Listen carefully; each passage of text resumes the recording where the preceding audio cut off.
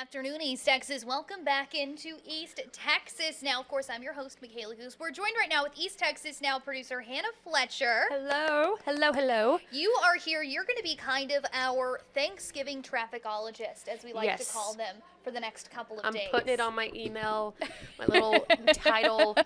Trafficologist, an even bigger promotion. Yes. There you go. It comes with a very big business card as well. We're putting an email together now to corporate to let them know paycheck is expected. So you spoke with Devin earlier today, mostly about ground travel. So where most of the traffic is going to be coming on those highways as families go to visit other family members and loved ones for Thanksgiving. But now we're wanting to focus a little bit more on air travel. Is that right? Yes, and we did touch a little bit on air travel. Okay. Just talking numbers, millions of people are going to be flying. Some of the busiest day when it comes to travel throughout the year, not just holiday season, is going to be this week. So it's going to be a bit intense. Let's go ahead. Yes, let's take a look. We have what's called the misery map behind me. This is from FlightAware. You can even look this up on your, on your own as well. Oh, yeah. But what I like about this a lot, about this whole system, is that not only can you keep an eye on where the delays are, where the cancellations are happening, but you can also kind of correlate, the weather is happening as well. Exactly. So you can see this little cluster over by San Francisco. They are having the worst of it. They're having the worst of it. See the red? That is our misery meter. This is our not happy folks. The green means it's on time. The red means misery. Yes. So as you can see, the more red that's in that little pie chart, the more of an issue you're going to have getting anywhere out of that airport. And I want you to look at this spray, all these little spider legs, so to speak, when you scroll over this. This isn't just like one area seeing this issue. It's multiple flights heading out of San Francisco. So these are not just like one isolated events, where if you come over to Dallas right here, yes, ma'am. They're having some delays this morning or this afternoon, 428 delays. And I believe there's 8 cancellations, so not a whole lot. The FAA says they're pretty smooth today, running pretty normal, so not too crazy. But you can see where the isolated issues are happening. You have a big congestion in certain areas. But other than that, everything else is pretty much running smooth. And that is your Dallas airport. And if you come over to the George Bush Intercontinental, even smaller of a misery meter, right? 428 delays, and what was it? 8 cancellations. We're doing good.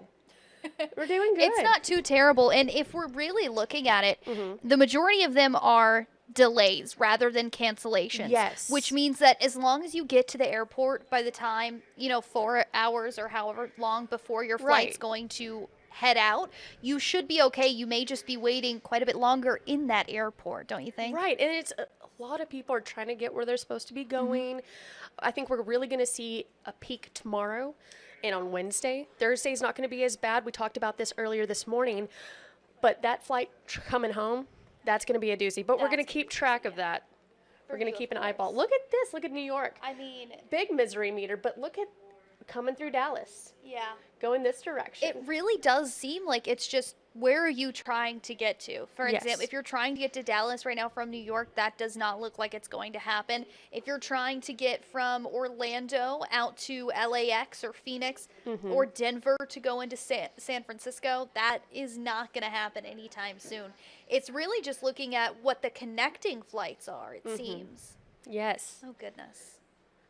And I mean, it's also confusing because you see this giant weather system right here with even some red in it and such a small misery meter. You come over here to the West Coast. Right. A smaller weather system, very but a lot spread bigger out. impact. Yeah. Yes, very spread out. But, there's a lot underneath that we don't see. We also know that there are some shortages when it comes to traffic controllers, so that could be playing a role. So that's an idea to keep in mind. Earlier this morning we talked about how TSA was trying to keep a standard where if you had pre-check, keeping you under the line or getting you through the line in 10 minutes. If you're standard, it'd be more like 30 minutes. Who knows if that's playing a role, if they're sticking true to that statement. So this could get more chaotic as the week goes on. It could chill out if we get more of a handle. Today's more of like the trial and error to knock out the kinks, so to speak. But This is where we're at this morning. San Francisco getting the worst of it. Dallas and Houston, not too bad. Not too bad of a start for this holiday week. And it looks like that's where majority of our people here in East Texas are probably going to be coming out of, which really just overall sucks for everyone who's trying to get that connecting flight. I'm pulling you back up so that way. Very zoomed in on you. I'm sorry, Hannah. It's okay. Zoom out a little bit. Goodness. Okay.